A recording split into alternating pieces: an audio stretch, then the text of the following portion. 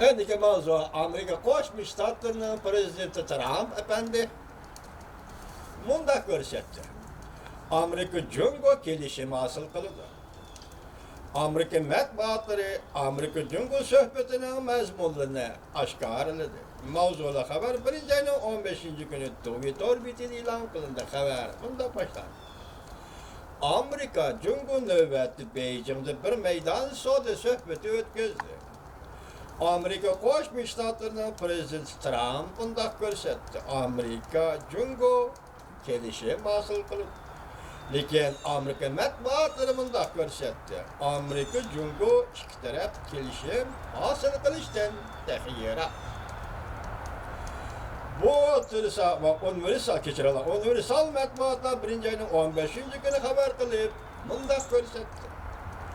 Amerika Qo'shma Shtatlarining prezidenti Trump 1-ayning 14-kuni biz Jungo bilan yaxshi suhbat o'tkazdik dedi. Chunki bizning tamojda bejimiz ularning iqtisodini qiyin ahvolga tushirib qo'ydi. Mushundaq bir paytda ular bilan yaxshi suhbat o'tkazdik deb ko'rsatdi Amerika Qo'shma Shtatlarining prezidenti Trump. Prezident Trump bundaq ko'rsatdi. Men bundaq hisoblayman. Biz Jungo bilan bir parcha kelishim imzolaymiz. Volkuchisi 1-ayning 14-kuni xabar qilib bundaq ko'rsatdi. Harvardning professori Martin Goldstein bundaq dedi.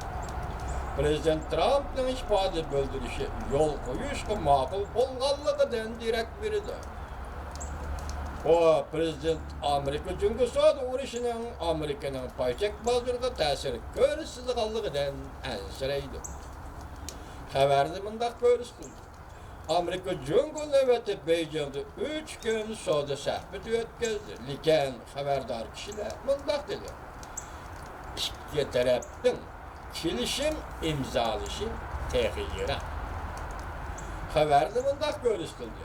Amerika Jungo'ning o'rta qatlamli suhbat vakillari umigining suhbati Jungo Amerikaning yezigilik mahsulotlarini sotib olish, suyuqlantirilgan gazni sotib olishi, Jungo shirkatlariga moliyadan pul qo'shib berish, Jungo chet el shirkatlariga texnik o'tinib berishga zo'rlash qatorliq mazmunlarni o'z ichiga oldi. Mushlar suhbat jarayonida o'tirib tushadigan masalalardir.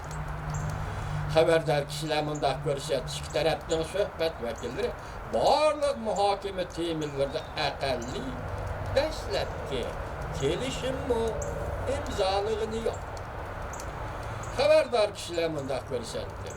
Ba'zi iqtisodshunoslar va bozor tahlil qiluvchi olimlar Prezident Trump balki Jungo bilan kichikroq bir kelishim imzolab, Jungo'ning Amerika mahsulotlarini sotib oladigan kichikroq kelishim imzolanganini keyinlashdi. Ya, qiyos qilish deydi. Kechiring. Jungo bilan Amerika o'rtasida kichikroq bir kelishimning imzolanganligini tahlilchilar, xabardor kishilar qiyos qilish deydi. Amerika Jungo ikki tarafning suhbati bo'yicha 8-kuni oxirlashmadi. Balki bir kun uzartilib suhbat 9-kuni oxirlashdi. Gerçi qorulma xarakterli islohot elib berish masalalarida ikki tarafning ixtilofi zo'r bo'lsa-mu, jumladan Beijingning davlat egiligidagi shirkatlarga moliyadan pul qo'shib berish masalasida ixtilof zo'r bo'lsa-mu, yanada suhbatda ilgirlash bo'lmadi.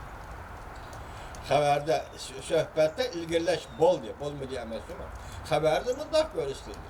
Hukumat ichidagi bir nafar amerikalik arbob Prezident Trump hukumatining ichki qismida avval Jungo bilan bir kelishim imzolab, ondan 90 kunlik muhlat ichida ya'ni bir cheklangan vaqt ichida texnik qiyin bo'layotgan qurilma xarakterlik masalalarni hal qilish to'g'risida ta'kidlagan. Suhbat savdo suhbati hal qilish tegishlik masala qurilma xarakterlik masalalarda Amerika Qo'shma Shtatlarining ichida bir nafar Amerika hukumatining ichida bir nafar rahbarlik yoki ichki kabinetga shunday ta'kidlagan. O'xshashlar Reuters 9-kuni bergan xabariga asoslanganda söhbətten haberdar kişilerin aytıştı. Cungo Amerika iki taraf, Cungo korulma karakterli, islahat elip veriş, hem de Cungo bergen, verisini turan da yok, diyen meselelerde ihtilaflar keneyip gitti diyen. Demek hazır bir yerde siz de katkılı basıyorsunuz. Baştaki liksiyayla bu liksiyada korunma karakterlik ıslahat elip verişi Cungo'nun köprek tekstili vatıdır, köprek çılgıyla vatıdır. Demek söhbet yalnız sodu söhbetiyle hemen bir yerde korunma karakterlik özgür işe ıslahat elip veriş nemizi geliyordu vatandaş? Siyasi ıslahat elip veriş. Yani demokratik ıslahat elip veriş. İktisadi tüzüm, siyasi tüzüm, karakterlik ıslahat elip veriş.